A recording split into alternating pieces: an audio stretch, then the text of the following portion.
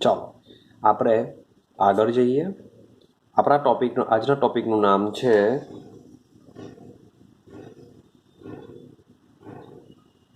સંક્રાંતિ ધાતુઓના પરમાણ્વીય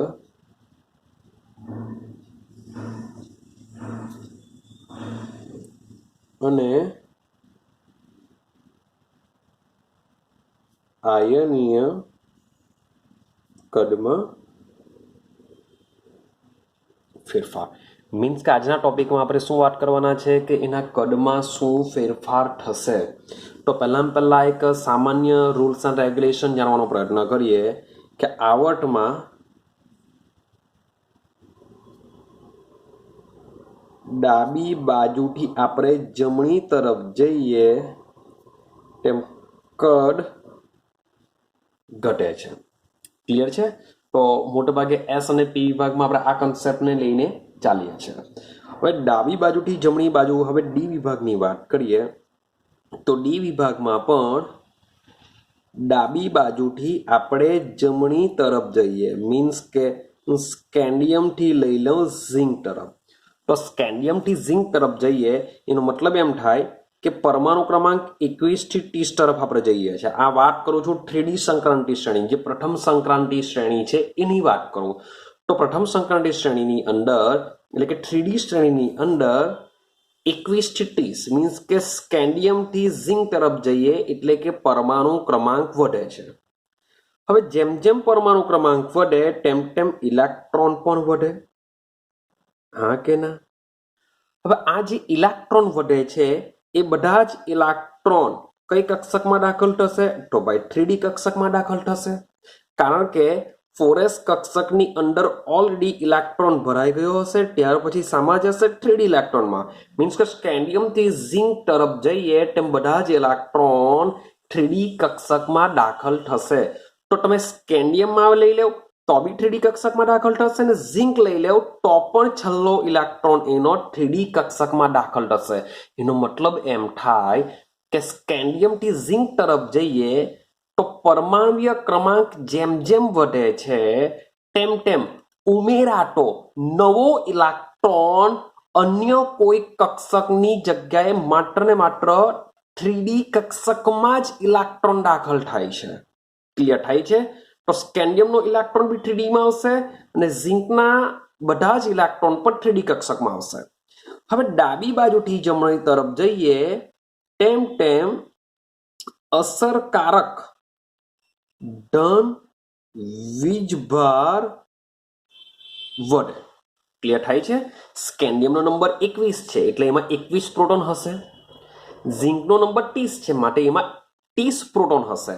તો સ્કેન્ડિયમથી ઝિંક તરફ જઈએ તો અસરકારક ધન વીજભાર પણ શું થતો જશે? વધતો જશે. પણ સાથે સાથે જે અસરકારક ધન વીજભાર વધે છે એની સાથે સાથે ઇલેક્ટ્રોન પણ વધવાના, પણ ઇલેક્ટ્રોન ડી કક્ષકમાં જ દાખલ થશે. સ્કેન્ડિયમમાં બી ડી કક્ષકમાં, ઝિંકમાં બી ડી કક્ષકમાં. તો આઈડિયા આવતી હશે કે અસરકારક ધન વીજભાર વધવાની સાથે બાહ્યતમ કક્ષામાં ઉમેરાતો જે ઇલેક્ટ્રોન છે એ ઇલેક્ટ્રોનનું, શબ્દ બોલું છું, ઇલેક્ટ્રોનનું કેન્દ્રથી અંતર વધતું નથી. મીન્સ કે સ્કેન્ડિયમની વાત કરીએ, માનો કે સ્કેન્ડિયમ છે, સ્કેન્ડિયમમાં છેલ્લો ઇલેક્ટ્રોન અહીંયા છે તો ઝિંકમાં પણ શું થવાનું? એનો જે છેલ્લો ઇલેક્ટ્રોન છે અહીંયા જ રહેવાનો. પણ સ્કેન્ડિયમમાં પ્રોટોનની સંખ્યા 21 થવાની કેન્દ્રમાં, જ્યારે ઝિંકમાં કેટલી થવાની? 30. તો અહીં 21 બાહ્યતમ કક્ષાના ઇલેક્ટ્રોનને ખેંચે છે, અહીંયા 30 બાહ્યતમ કક્ષાના ઇલેક્ટ્રોનને ખેંચે છે. જેથી કેન્દ્રથી અંતર વધતું નથી. આથી સ્વાભાવિક વસ્તુ છે કે શું થશે? તેની ત્રિજ્યામાં શું જોવા મળશે? ઘટાડો. કારણ કે અહીંયા 30 ઇલેક્ટ્રોન શું કરશે? આ ઇલેક્ટ્રોનને પોતાની તરફ આકર્ષે તો આની કમ્પેરિઝનમાં આનું આકર્ષણ બળ વધારે લાગશે, માટે કદમાં શું થશે? ઘટાડો થશે. માટે યાદ રાખજો કે જેમ જેમ આવર્તમાં ડાબી બાજુથી જમણી તરફ જઈએ તેમ તેમ અસરકારક ધન વીજભારમાં વધારો થાય છે ને સાથે સાથે જે ઇલેક્ટ્રોન છે એ ઇલેક્ટ્રોનનું કેન્દ્રથી અંતર વધતું નથી, માટે ઇલેક્ટ્રોનનું કેન્દ્ર પ્રત્યે આકર્ષણ વધે છે, માટે એની ત્રિજ્યામાં શું થશે? ઘટાડો થશે. આઈડિયા આવે છે? ચાલો હવે આ તો મેં વાત કરી પરમાણુ, પણ માની લો કે સમાન આયન, માન લો કે સમાન આયન છે, મીન્સ કે જે બધા પરમાણુ છે એ પરમાણુના માથા ઉપર એક સરખો વીજભાર છે. કારણ કે આયન, હું આયનીય ત્રિજ્યાની વાત કરું તો મારે આયન બનાવવો પડશે પહેલા. આ જે વાત કરેલી છે એ શાની વાત કરી? મેં પરમાણુય ત્રિજ્યાની વાત કરી. હવે વાત કરું આયનીય ત્રિજ્યા, કારણ કે આયનીય કદમાં બી ફેરફાર આપણે સમજવાના છે, તો આયનીય ત્રિજ્યાની વાત કરીએ. માની લો કે હું સંક્રાંતિ તત્વ જે છે એ માની લો કે સમાન વીજભાર ધરાવે છે, તો સમાન વીજભાર ધરાવતા હોય તેમાં પણ સેમ ડાબી બાજુથી આપણે જમણી તરફ જઈએ તેમ તેમ અસરકારક ધ્રુવીય વધતો જાય છે, માટે આમાં પણ ત્રિજ્યામાં શું થશે? ઘટાડો થશે. તો પરમાણુ ત્રિજ્યા હોય કે આયનીય ત્રિજ્યા હોય, તો ડાબી બાજુથી જમણી તરફ એટલે કે પરમાણ્વીય ક્રમાંકના વધવા સાથે તેના કદમાં શું થશે? ઘટાડો થશે. ચાલો તો સમજીએ થોડુંક. માન લો કે મારી પાસે આ કેન્દ્ર છે, આ શું છે? કેન્દ્ર. તો કેન્દ્રની નજીક સૌથી પહેલી કક્ષક કઈ હોય છે? એસ હોય છે, પછી કોઈ છે પી હોય છે, ને પછી ડી કક્ષક હોય છે.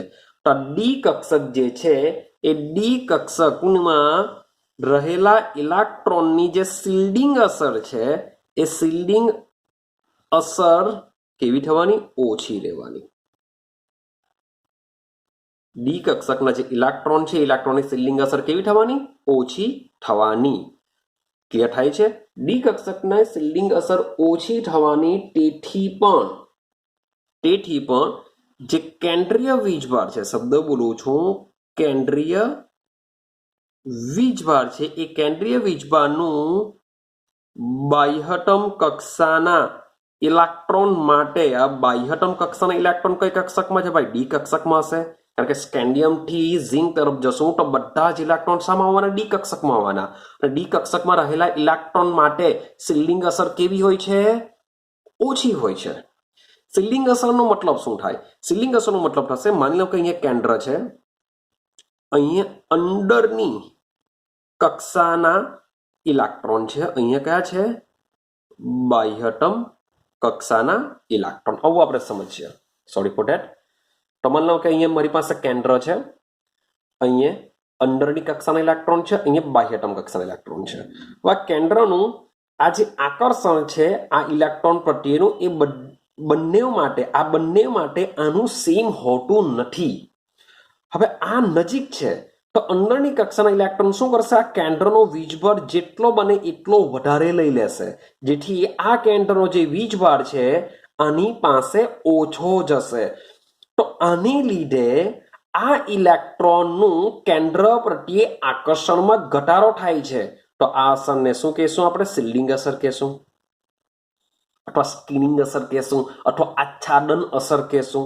કે અંદરની કક્ષાના ઇલેક્ટ્રોન કેન્દ્ર પ્રત્યે વધુ આકર્ષણ થઈને કેન્દ્રના ધન વીજભારમાં ઘટાડો કરે છે, જેથી બાહ્યતમ કક્ષાના ઇલેક્ટ્રોન પ્રત્યે આકર્ષણ ઓછું થાય છે. તો આ અસરને શું કહેશું? શિલ્ડિંગ અસર કહેશું. ક્લિયર?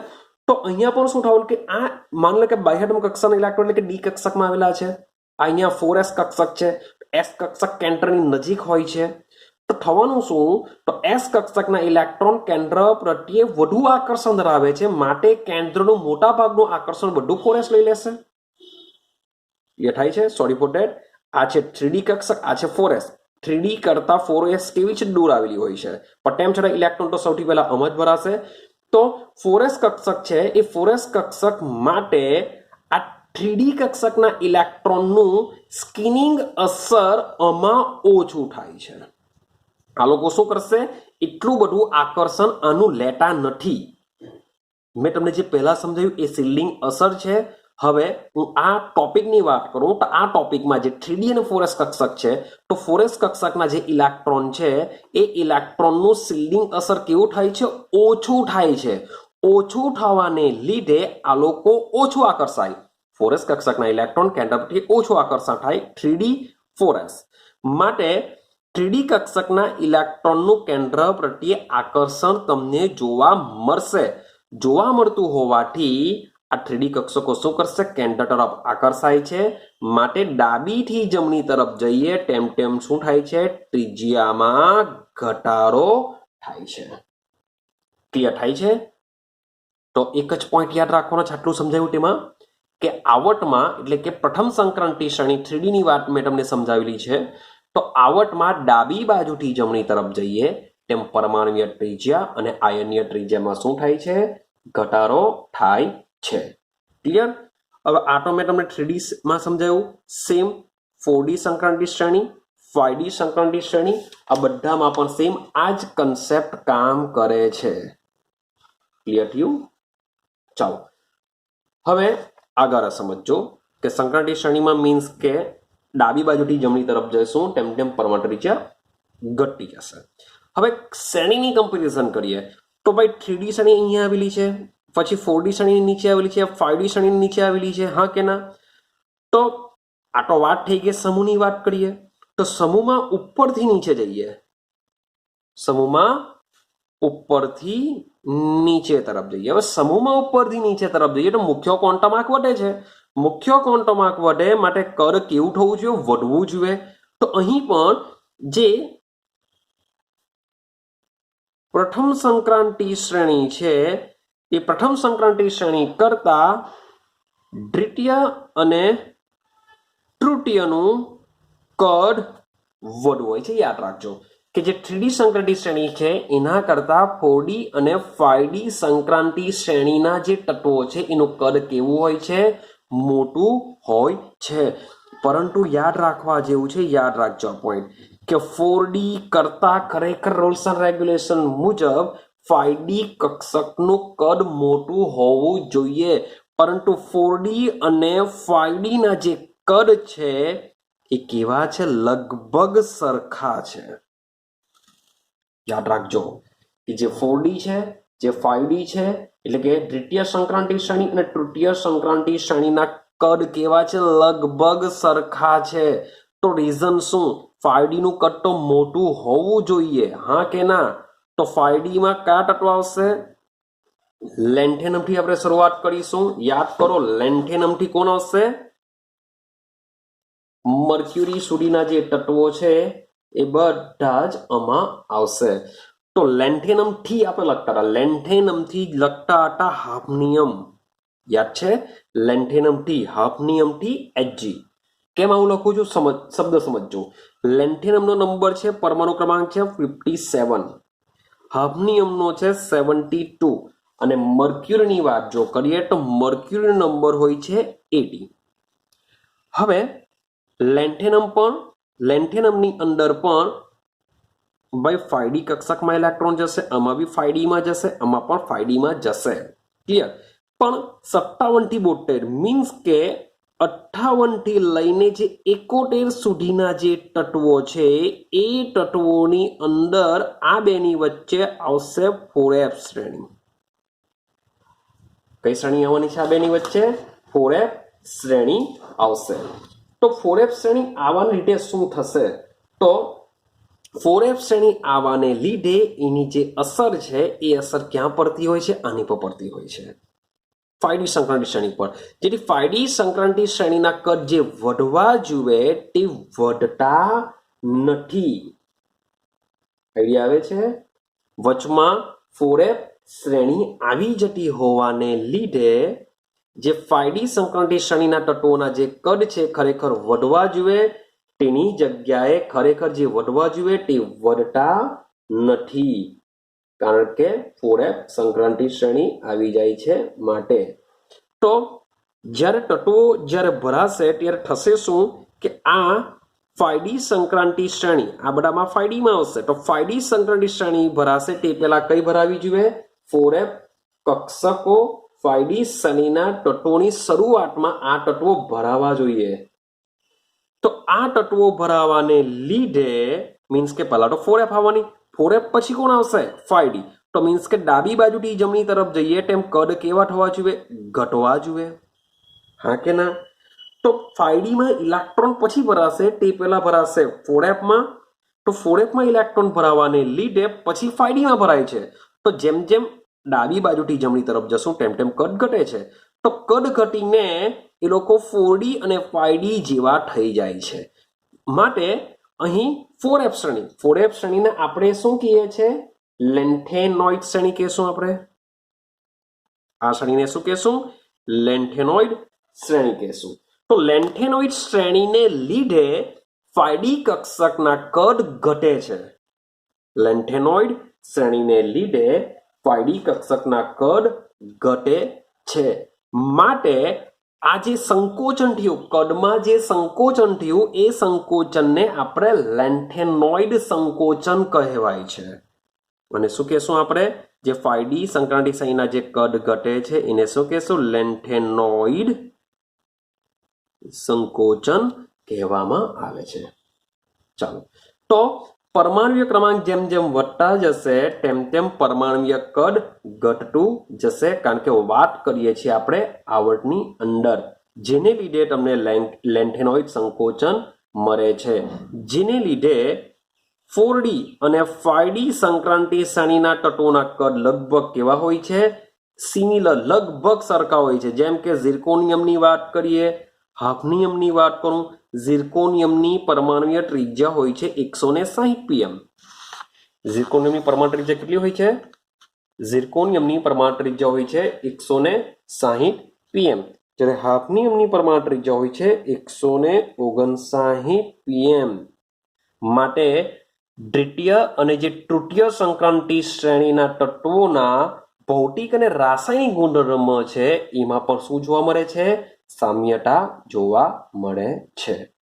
ક્લિયર થાય છે? ચાલો, હવે લેન્થેનોઇડ સંકોચન માટે જવાબદાર પરિબળ શું હશે? તો જવાબદાર પરિબળની અંદર સમજવાનું છે કે ઇલેક્ટ્રોન દ્વારા બીજા ઇલેક્ટ્રોન પર શું થાય છે? અપૂર્ણ શિલ્ડિંગ અસર થાય છે. અપૂર્ણ શિલ્ડિંગ અસર. તો એક ઇલેક્ટ્રોન શું કરશે? બીજા ઇલેક્ટ્રોન પર અપૂર્ણ શિલ્ડિંગ અસર કરશે. પણ આ જો શિલ્ડિંગ અસરની જો વાત કરીએ તો શિલ્ડિંગ અસરની જો તો 4f કક્ષકના જે ઇલેક્ટ્રોન છે, તો 4f કક્ષકના ઇલેક્ટ્રોનનું શિલ્ડિંગ અન્ય ઇલેક્ટ્રોન દ્વારા એક ડી ઇલેક્ટ્રોનના શિલ્ડિંગ કરતા ઓછું હોય છે. મીન્સ કે ડી કક્ષકનો ઇલેક્ટ્રોન જેટલું શિલ્ડિંગ કરશે એટલું શિલ્ડિંગ 4f ઇલેક્ટ્રોન કરતો નથી. સમજો, પાછા રિપીટેશન કરું કે 4f ઇલેક્ટ્રોનનું જે શિલ્ડિંગ છે એ અન્ય ઇલેક્ટ્રોન દ્વારા ડી કક્ષકના ઇલેક્ટ્રોનના શિલ્ડિંગ કરતા ઓછું હોય છે. જેમ જેમ એક શ્રેણીમાં કેન્દ્રીય વીજભાર વધતો જાય છે તેમ તેમ બધી જ 4fn કક્ષકોના કદમાં પણ ઘટાડો થતો જાય છે. તો 4f કક્ષકની બી વાત કરીએ તો 4f માં પણ સેમ ડાબી બાજુથી જમણી તરફ જાય તેમ તેમ તો શું થવાનું? કદમાં ઘટાડો.